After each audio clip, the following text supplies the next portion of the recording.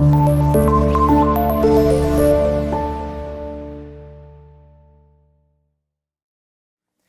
अस्सलाम वालेकुम स्टूडेंट, कैसे हैं आप? ठीक ठाक। I am your computer teacher Ehtisham Khan. तो बेटा आज का जो हमारा टॉपिक है वो है चैप्टर नंबर 2 पाइथन प्रोग्रामिंग। तो आपको एक बात का इल्म होना चाहिए कि हम जब भी प्रोग्रामिंग की बात करते हैं तो हम आज के लेटेस्ट दौर में अगर हम बात करें तो हम आर्टिफिशियल इंटेलिजेंस को बहुत डिस्कस करते हैं, एआई को बात करते हैं, मशीन लर्निंग की बात करते हैं, ऑटोमेशन की बात करते हैं। तो आपको पता होना चाहिए कि इसमें जो मेजर रोल अब अदा कर रही है वो पाइथन है। ठीक है, तो बेसिकली ये वाला जो हमारा टॉपिक है इसमें मैं प्रॉपर आपको पाइथन का इंट्रोडक्शन दूंगा कि पाइथन बनी कब, ये डेफिनेशन क्या है इसकी, ये कब बनी, किसने बनाई, इसका बिगिनर्स का क्या रोल है इसमें, प्रोफेशनल्स क्यों पसंद करते हैं इसे। इसमें हम प्रोग्राम के स्टेप्स देखेंगे, कैसे प्रोग्रामिंग बेसिक्स देखेंगे इसमें क्या होगी, और फिर लास्ट पे हम इसको इंस्टॉल करना भी देखेंगे कि हम इंस्टॉल कैसे करते हैं। तो बच्चे सबसे पहले हम ना पाइथन की बात करते हैं, ये है क्या। देखें, पहले मैं आपको बता दूं, ये एक वर्ड है पाइथन जो निकला है, ये एक कॉमेडी शो था जिसका नाम था मॉन्टी पाइथन्स फ्लाइंग कार। ठीक है, तो जो इस लैंग्वेज का क्रिएटर था ना, जिसने इस लैंग्वेज को डेवलप किया था, उसको ये शो बहुत पसंद था। तो उसने इस नाम से, जब उसने ये लैंग्वेज डेवलप की तो उसने इसका नाम पाइथन रखा। अच्छा, बेसिकली पाइथन एक प्रोग्रामिंग लैंग्वेज है जो इंस्ट्रक्शंस प्रोवाइड करती है कंप्यूटर्स को। इसको बनाया था, it was created by Guido van Rossum. ये इसका ताल्लुक था नेदरलैंड से। ठीक है, और ये लेट 90s में आ तो गई थी, इसने डेवलप कर ली थी, लेकिन जो इसने पहला वर्जन इसका लॉन्च किया था वो 1991 में किया था। ठीक है, इसके बाद इसके 2 वर्जन और आए जो बहुत फेमस, और जो अभी लोग जो करंट चल रहे हैं हमारे पास, वो 2 फेमस वर्जन है इसके। पहला है हमारे पास 2.0 जो हमारे पास रिलीज हुआ था 2000 में, और उसके बाद आया था पाइथन 3.0 जो रिलीज हुआ था हमारे पास कब, 2008 में। पहला 2000 में हुआ और दूसरा 2008 में हुआ। अब आपको एक मैं बात बताऊं, ये आसान क्यों है। कहते हैं जो प्रोग्रामिंग है ये बिगिनर्स के लिए भी बड़ी आसान है, यानी कि जो स्टार्ट करते हैं वो भी इसको बहुत पसंद करते हैं, और जो हमारे पास इसके प्रोफेशनल्स होते हैं यानी कि जो डेवलपर्स होते हैं वो भी इसे पसंद करते हैं। तो उसकी वजह हम देखते हैं क्यों।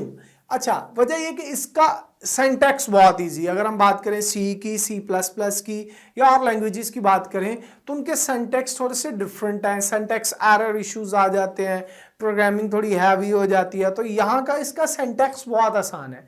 ठीक है, उसके बाद ये फास्ट लर्निंग है। ऑब्वियस सी बात है, आपको पता होना चाहिए जब सिंटैक्स जितना इजी होगा उतनी हमारे पास लर्निंग भी क्या हो जाएगी, फास्ट हो जाएगी। और दूसरा इसका जो सबसे मजे की बात है, ये फोकस करता है लर्निंग कॉन्सेप्ट्स के ऊपर।